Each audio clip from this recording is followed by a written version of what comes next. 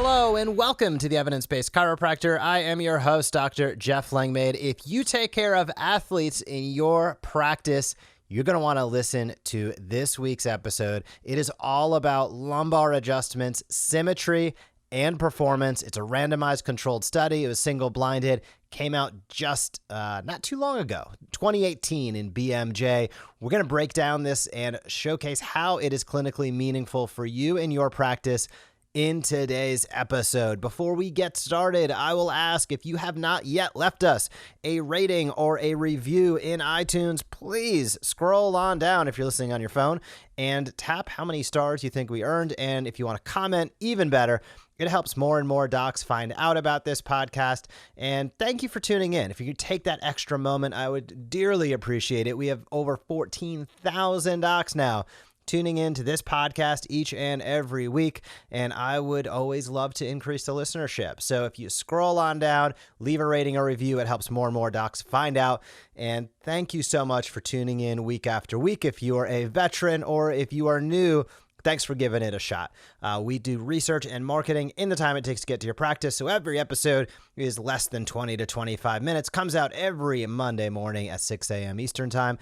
And on this week's episode, we're talking all about the effects of a single session of lumbar spinal manipulative therapy in terms of physical performance test symmetry in asymptomatic athletes, a single-blinded, randomized controlled study. Again, this came out in BMJ, Open Sport and Exercise Medicine Journal, and it came out in 2018. So let's get the basics down first. Musculoskeletal disorders in athletes, including spinal biomechanical dysfunctions, they're often asymptomatic, but they're believed to negatively influence physical performance in terms of symmetry. So what they hypothesize is that asymmetrical athletes could show a decrease in physical performance, so suboptimal performance, or have an increased risk of injury as a result of favoring one side of the body. I don't think that's too far-fetched. That's where a lot of this study is built off of, those two sort of hypotheses that symmetry is good. Our bodies are designed to be symmetrical. And in an asymptomatic athlete, if there is chronic or perpetual asymmetry going on, it can have an effect on their top-level performance. If you're an athlete, you're probably doing it for some level of performance, so that's important, right? And the kicker, not only might you have suboptimal performance, but you could be more likely to have an injury. So is symmetry important? Well, in the context of what they're laying out, I would say the answer is absolutely yes. So let's see what they found. This study took 40 athletes, 20 males, 20 females from different fields of sport participation, and they got either a sham adjustment or or an SMT of the lumbar spine, and then they were assessed. They were assessed after that statically. They were assessed doing sort of a jump, so to speak, and they were assessed doing a squat. And the assessment took place. They used a motion capture system that was equipped with like 15 cameras, a bunch of force sensor platforms. So they used a lot of technology to really gain these symmetry indices or indices. And that is how they based their baseline. And that's how they looked at the sham treatment against the adjustment or the spinal manipulation treatment. Now, what they found could be surprising or not surprising, I guess, depending upon who you are, but they had participants that presented with bilateral asymmetry values in the static position. And after the adjustment, these values reduced significantly, and reduction is equivalent to less asymmetrical. So there's significant reduction where these individuals were becoming more symmetrical. The lumbar intervention produced immediate effects in static symmetry. However, the same effects were not found in the dynamic test. So in the static test, hey, after an adjustment, symmetry improved dramatically. In the dynamic test, the squat and the jump, it did not work out that way. There were not statistically significant changes. The sham group, incidentally, showed no statistically significant differences between pre and post measurements. So what was the difference? Well, of course, it was the SMT or the adjustment. So before the interventions, the participants presented asymmetry values with mean of around 16.5%. And in the sham group, it was about around 11%. So that's sort of where everybody started. Now, afterward, the asymmetry values ranged from 4 to 13%. So you could see, when they're starting at 16%, some of these people got down to 4%, and 13 was the high. Yet that's a pretty significant change in terms of percentage. And the pictures that they showcase in this study, it's pretty clear what's going on. So the researchers here believe these findings, seem to be useful in the clinical context of rehabilitative programs for asymptomatic athletes. So when we think about prehab, rehab, and just, activity, right?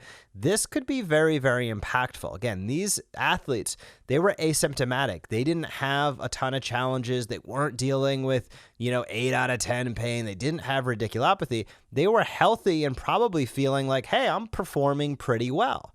So that's also an incredibly important piece of this, because I know there are so many docs out there in the rehab, the sports, the evidence-informed community that sort of have these gym spaces inside of your practices. And quite often I'm shocked because you'll use them for the care that you deliver, but then you'll let the patient go back and just go to the regular gym and kind of hope for the best.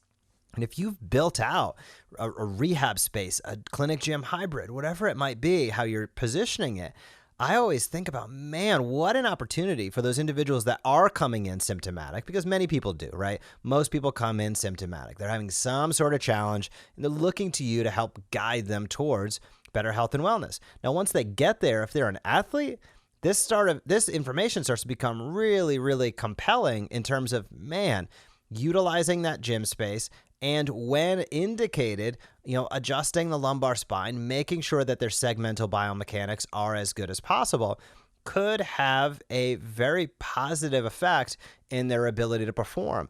And I think the same holds true in the professional athlete circles. I mean, a lot of those guys and gals that are pro athletes are kind of beat up all the time, and I realize that they're not really the best case for asymptomatic people. There's probably not anybody that goes through an NFL season that's not hurt, from what I hear. So that's probably not the best example, but if you think about how a chiropractor is utilized on a lot of these teams, it really is about rehab. It's about proprioception. It's about ongoing care and maintenance, not just simply, let me, toggle the atlas and that's the ongoing, maintenance, but it's really working with the athletes through those 3 phases of motion that I always talk about and think about: segmental motion, regional body motion, and whole body motion. Chiropractors are really uniquely positioned to impact all 3 of those in a way that almost nobody else is.